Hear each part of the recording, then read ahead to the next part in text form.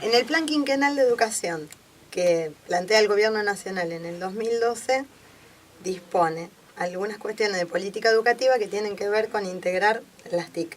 Sí. Las TIC tienen que ver con propiciar una nueva enseñanza y un nuevo aprendizaje en el aula, pero excede también eso. Tiene que ver con poder tener información precisa sobre todo el sistema educativo absolutamente integrado y poder controlar hacia dónde van los recursos que Nación dispone, cómo los distribuye la provincia y qué tipo de resultados se obtiene en relación a cómo esos recursos se distribuyeron. Y eso se puede hacer solamente si hay algunos sistemas de información integrados que le provean esa información al minuto a Nación, como por ejemplo las trayectorias escolares de los chicos. Cada alumno de la República Argentina, qué asistencia tiene, qué notas tiene, si pasa o no de grado. Eso es una información que antes al ministerio llegaba muy recortada y tiempo después. Además, a través de las TIC lo que logran tener es la información no solamente de los estudiantes, sino también del recorrido que viene haciendo el docente. No solamente las ausencias y presencias del docente, sino todo lo que tiene que ver con los cursos que realiza, la formación que tiene, o sea, los méritos que va logrando. Por otro lado también, que es algo que es interesante, que lo vinculan más a la escuela media, es plantearle a las propias instituciones que hagan una extensión de trabajo con los papás, con la comunidad, en donde las TIC sean un modo de acercar la problemática del barrio y elaborar proyectos de la institución y que tanto el barrio como los estudiantes y la escuela se sirvan de las TIC para realizar esos proyectos, gestiones y demás. Por lo tanto, para mí tiene 4 claves el tema de la integración de las TIC en el sistema educativo hoy. El eje del control, el eje de la capacitación, el eje de la vinculación con la comunidad y también repensar el tipo de conocimiento y de síntesis que le hacemos hacer a los alumnos. Pensar que uno arma una clase y la utiliza todos los años de la misma manera o que no incorporaríamos más información y en realidad un buen docente generalmente permanentemente está revisando en función de su práctica que ese nuevo conocimiento cómo lo va a presentar, por lo tanto sí es mucho tiempo. Además se plantea algo que es interesante, con lo cual yo acuerdo, que es un sostenimiento de la tarea del estudiante como no solamente como consumidor de información, sino también como productor, que logra hacer una síntesis propia en función de las relaciones que él puede generar, apoyado en la discusión con los pares y la guía del docente, con producciones que además puedan ser compartidas con otros y modificadas también con otros, o sea, que esas producciones no sean algo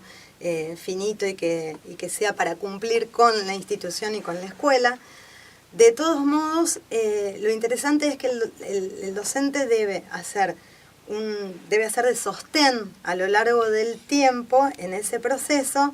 Y ese sostén no tiene solamente que ver con colaborar explicando algunas cuestiones que tienen que ver con el uso de determinados programas, excede también la cuestión disciplinar que se está trabajando, sino que también tiene que ir sosteniendo las angustias, las necesidades, las dudas que se van generando en ese proceso de hacer.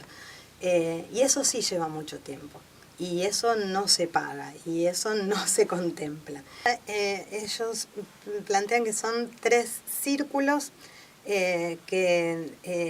cuyas intersecciones tienen que ver con esto. Un círculo tiene que ver con la pata pedagógica, el otro tiene que ver con lo tecnológico y el otro con lo estrictamente disciplinar. Y en ese marco de esas interrelaciones es que uno tiene que hacer una propuesta para trabajar desde el área desde donde uno trabaja con el estudiante. Conectar Igualdad llegó a una gran cantidad de escuelas y de estudiantes, no a todas aún, pero incluso a las que llegó tampoco están en todos los pisos tecnológicos armados, en todas no te encontrás con la posibilidad de acceder a internet en todo momento. Entonces hasta ahora viene dándose como pequeñas experiencias que se van haciendo. No hay generalizadamente desde las instituciones un planteo desde acá. Es como si recién nos estuvieran mostrando cómo viene la modificación al interior de las aulas de las instituciones, cómo podría venir, invitándonos a pensar de qué manera nos podemos situar ahí y qué podemos proponer como docentes, pero así como un todo dado, todavía no, y resistencia y miedos a esta modificación hay. Yo creo que lo que no se termina de discutir es qué hacemos en las escuelas para sostener la obligatoriedad sin una baja de calidad educativa y tratando de que las TICs no sean solo una herramienta, sino que permitan construir conocimiento de otra manera, pero que realmente sea conocimiento y no sea entretenimiento. Y sobre esto hay dudas desde distintos lugares, no desde la política educativa planteada, pero sí desde cada uno de los docentes y desde las propias instituciones. Es como que si necesitáramos todavía que nos convenza de que la escuela cambió, que no es la misma escuela que la de 1880, que la escuela media necesita que se considere la inclusión permanente del otro. De algún modo eso se da porque hay bastante contención a regañadientes, pero se da. El tema es que lo que no llegamos a ver es de qué manera podemos sostenernos ahí adentro entre todos, pero aprendiendo.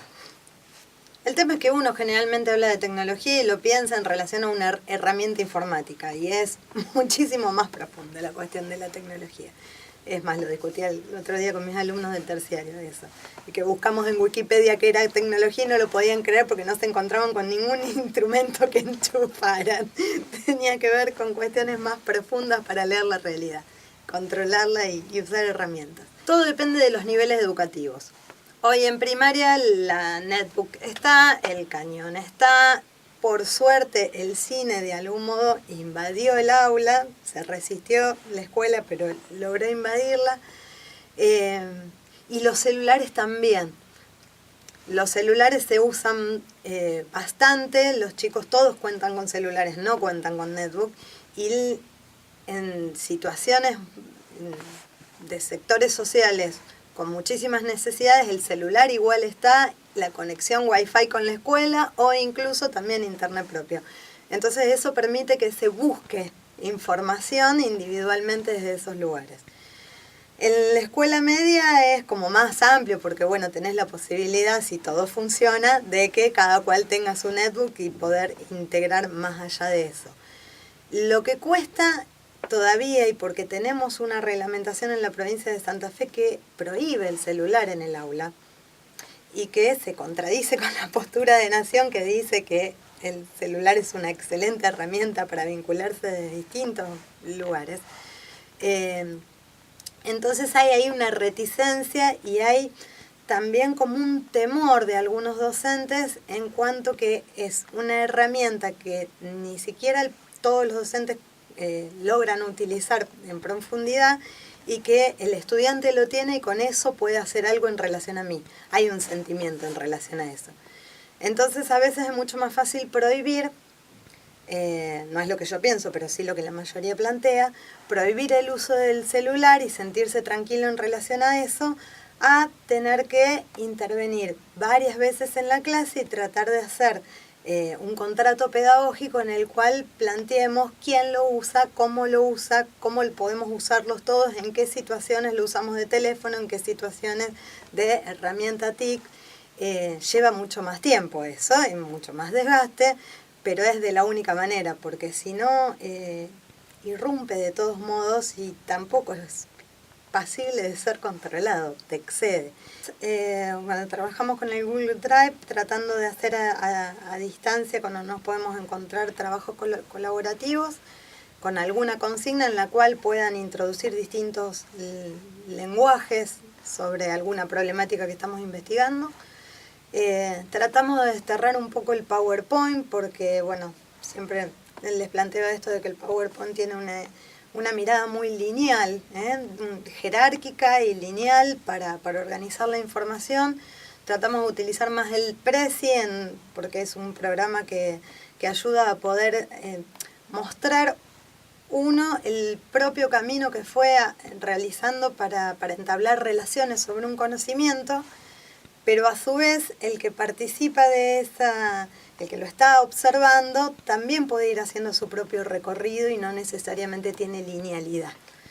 Y entonces, bueno, trato de destacar que trabajen desde ahí. Con videos trabajamos cuando tenemos que hacer entrevistas sobre todo, pero no es lo que más les interesa, porque, digamos, hay que ir negociando en el camino. Y sí, generalmente lo que les planteo en terciario es que en los exámenes finales tengan que ver con alguna apoyatura de un trabajo previo que sea sostenido por las TICs. Hay uno de los seminarios del postítulo que se llama Evaluación, justamente, Seminario de Evaluación, y que te hace poner en cuestión la evaluación tradicional y como instrumento de control.